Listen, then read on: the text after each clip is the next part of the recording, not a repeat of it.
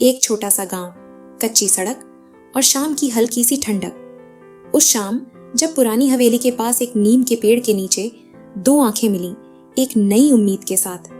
प्रीति और रोहन दोनों के दिलों में प्यार की चिंगारी थी, लेकिन उनके बीच एक दीवार थी, जाति की दीवार। क्या उनका प्यार इस दीवार को तोड़ पाएगा या ये कहानी अधूरी रह जाएगी? प्रीति एक सीधी सादी प्यारी सी लड़की थी, गांव के स्कूल में अध्यापिका। उसकी आंखों में सपने थे, लेकिन पांव जमीन पर टिके थे। रोहन एक मेहनती लड़का, अपने पिता के खेतों में काम करता था। दोनों बचपन से एक दूसरे को जानते थे, लेकिन प्यार का एहसास तब हुआ जब एक दिन स्कूल के वार्षिक समारोह में रोहन ने प्रीति के लिए कविता सुनाई। उस दिन के बाद से उनकी मुलाकातें नीम के पेड़ के नीचे होने लगीं। शाम को जब पूरा गांव अपने घरों में सिमट जाता, प्रीति और रोहन वहीं मिलते, अपने सपने, अपनी बातें साझा करते। रोहन हमेशा कहता, प्रीति, एक दिन हम अपना छोटा सा घर बनाएंगे जहां बस हमारी खुशियां होंगी। प्रीति मुस्कुराकर कहती, बस तू साथ हो तो सब कुछ है। लेकिन हर कहानी में एक मोड़ आता है। गांव में जाति का भेद आज भी जिंदा था। प्रीति और रोहन अलग अलग जाति से थे।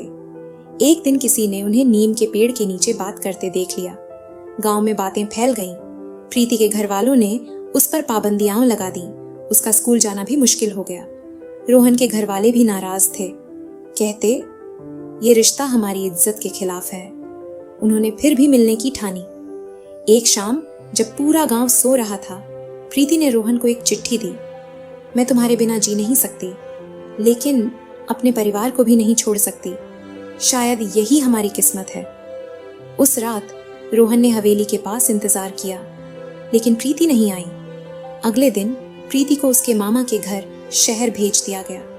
रोहन दिन रात उदास रहने लगा। उसके बिना सब कुछ सूना लगने लगा। गांव की गलियां, नीम का पेड़, सब उसकी यादों से भर गया।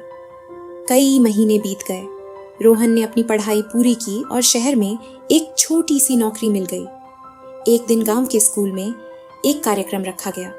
पुराने छात्रों को बुलाया गया था, बच्चों को प्रेरणा देने के लिए।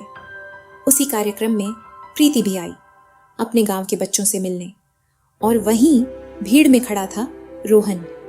प्रीति की नजर जैसे ही रोहन पर पड़ी, सारी पुरानी यादें एक पल में लौट आईं। कार्यक्रम के बाद वो दोनों फिर से उसी नीम के पेड़ के नीचे मिले। इस बार प्रीति ने कहा, रोहन, मैं थक गई हूँ लड़ते लड़ते। अब मैं अपनी जिंदगी अपने हिसाब से जीना चाहती हूँ। क्या तू अब भी मेरा इंतजार करेगा? रोहन ने उसका हाथ थामते हुए कहा, मैंने इंतजार करना कभी छोड़ा ही नहीं प्रीति। अब हम दोनों मिलकर अपनी नई कहानी लिखेंगे, अपने सपनों का घर, अपनी दुनिया। उन्होंने साथ मिलकर अपने परिवार वालों को समझाया। उनके प्यार, मेहनत और सच्चाई ने सबका दिल जीत लिया। धीरे धीरे गांव वालों ने भी उनके रिश्ते को स्वीकार कर लिया। आज भी नीम के पेड़ के नीचे बैठी उनकी कहानी गांव के हर प्रेमी को उम्मीद देती है। प्रीति और रोहन की कहानी ने साबित कर दिया कि प्यार की ताकत सबसे बड़ी होती है। जाति, बंधन या जमाने की सोच कुछ भी उसे रोक नहीं सकता। उन्होंने अपनी मोहब्बत से गांव की सोच को ही बदल दिया। अगर ये कहानी आपके दिल को छू गई हो तो चैनल को जरूर सब्सक्राइब करें, क्योंकि अगली प्रेम कहानी शायद आपके दिल की हो। तो मिलते हैं अगली लव स्टोरी में एक नए सपने के साथ।